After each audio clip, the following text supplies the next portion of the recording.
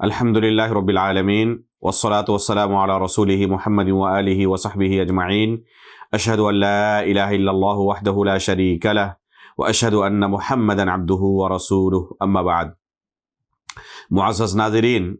آج کے درس میں آپ کے سامنے روزے کے متعلق ایک اہم مسئلے کو بیان کرنا ہے۔ وہ مسئلہ ہے مریض کے روزے کا کیا حکم ہے۔ یہ ہمارے دین کی خوبصورتی ہے کہ اللہ رب العالمین نے اسے نہایت ہی آسان ہمارے لیے بنایا ہے۔ اگر کوئی شخص بیمار ہو تو اللہ رب العالمین نے بروقت اس سے روزے کو معاف کر دیا ہے، اور اس کے لیے رخصت یہ دی ہے کہ بروقت وہ روزہ چھوڑ دے، روزہ افطاری کرے، بعد میں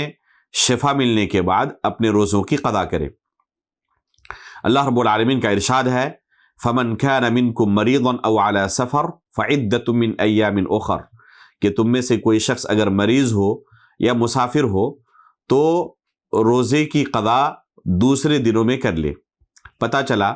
کہ مریض پر بروقت روزہ نہیں ہے، بعد میں اسے اپنے روزے کی قضا کرنی ہے۔ اب سوال پیدا ہوتا ہے کہ کیا کسی بھی طرح کے مرض سے روزہ ترک کرنے کی رخصت ہے، یا اس کے لیے کسی خاص قسم کے مرض کا ہونا ضروری ہے؟ اگر ہم مریض کے حالات کو تقسیم کریں تو بالجملہ اسے 3 قسموں پر منقسم کر سکتے ہیں۔ پہلی قسم ہے کہ نہایت ہی معمولی کسی کو بیماری ہو، جیسے سردی اور زکام ہے، یا کہیں پر چوٹ لگ گئی ہلکی پھلکی، وہاں سے خون نکلنے لگا ہلکا پھلکا، تو اس طرح کی معمولی بیماری میں جو روزے کے اوپر کچھ بھی اثر انداز نہیں ہوتا، نارمل ہی انسان رہتا ہے، اور اس بیماری کی وجہ سے اسے کسی زائد مشقت کا سامنا نہیں کرنا پڑتا۔ عمومی طور پر روزے کی حالت میں جو ایک روزے دار کو صبر کرنا پڑتا ہے بھوک اور پیاس کی شدت کو، بس وہی کیفیت اس کے ساتھ رہتی ہے،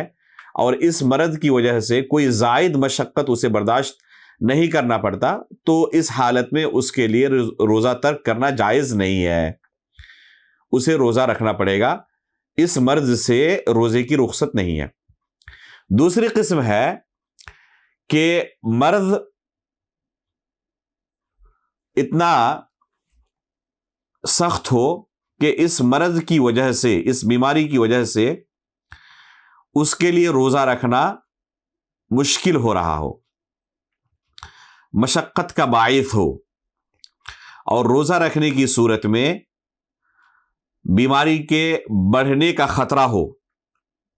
یا شفا ملنے میں مزید تاخیر ہونے کا خدشہ ہو،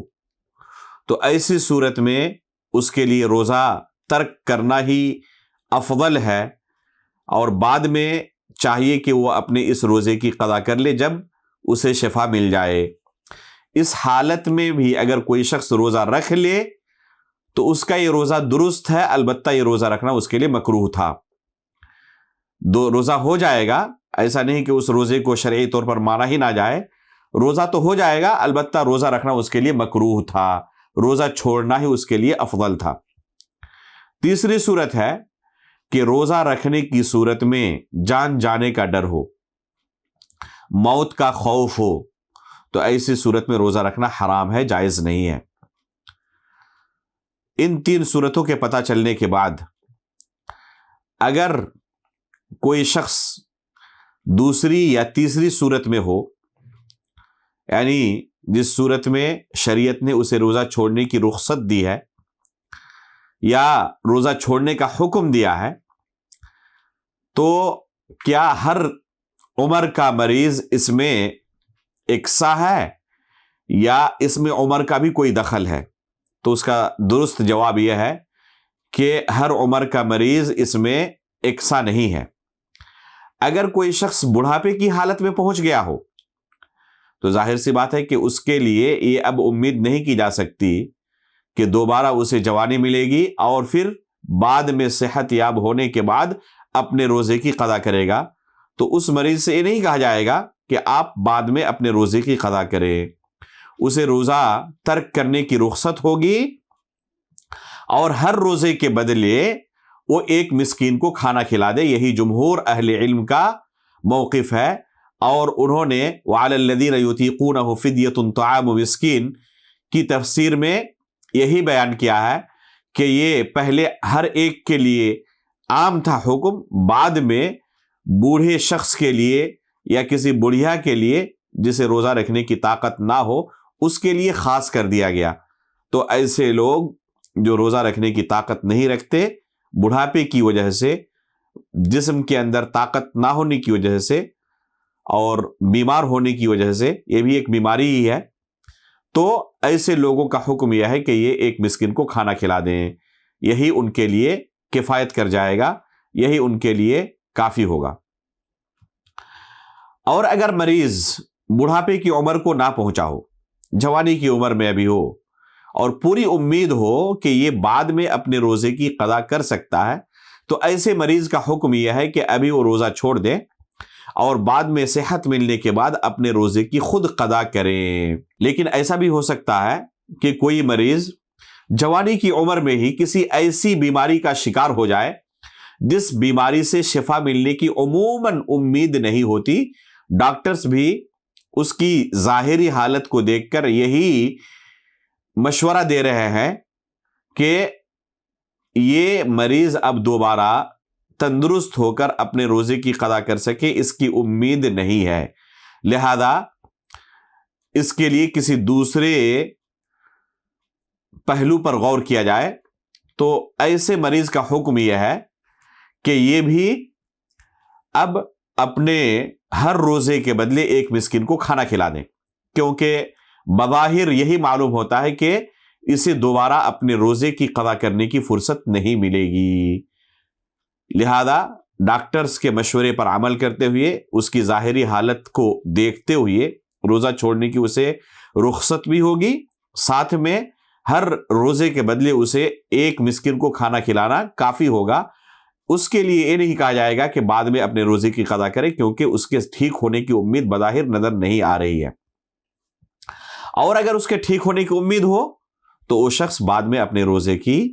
قضا کرے گا۔ لیکن اگر کسی شخص کو بیماری کی وجہ سے روزہ چھوڑنا پڑے اور اسے روزہ قضا کرنے کی فرصت ہی نہ ملے، اس سے پہلے ہی اس کی وفات ہو جائے، مثال کے طور پر کسی کے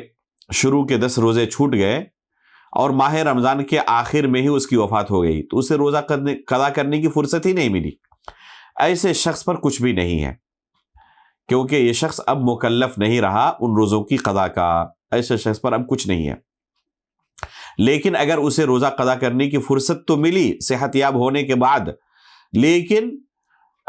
وہ مؤخر کرتا رہا کہ بعد میں 1 مہینے بعد 2 مہینے بعد اپنے روزوں کی قضا کر لے گا، اور اس سے پہلے ہی اس کی وفات ہو جائے، اس سے پہلے ہی اس کی وفات ہو جائے، تو ایسے روزے داروں، ایسے مریضوں کے بارے میں علماء اکرام نے یہی فتویٰ دیا ہے کہ اس کے وارثین کو چاہیے اس کی طرف سے روزوں کی قضا کر لے، اور نظر ماننے والے کے ساتھ ساتھ ایسے مریضوں پر بھی اس حدیث کو محمول کیا ہے، من کان علیہ صیام فمات صام عنہ ولیہ، اس حدیث کو ایسے مریض پر محمول کیا ہے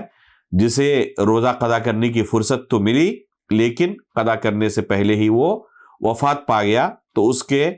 وارثین کو چاہیے کہ اس کی طرف سے روزوں کی قضا کر لے۔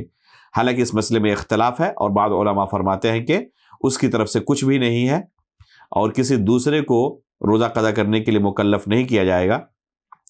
لیکن احتیاط کا تقاضا اسی میں ہے کہ اس کے وارثین اس کی طرف سے قضا کر لے۔ یہ ہے مریض کے روزے کا مختصر حکم۔ اللہ رب العالمین سے ہم دعا کرتے ہیں کہ اللہ رب العالمین تمام مریضوں کو شفا عطا فرمائے، اور ہم سب کو اس ماہ مقدس کا روزہ رکھنے کی صحت و تندرستی کے ساتھ توفیق عطا فرمائے۔ آمین، تقبل یا رب العالمین، وصلی اللہ علی نبینا محمد۔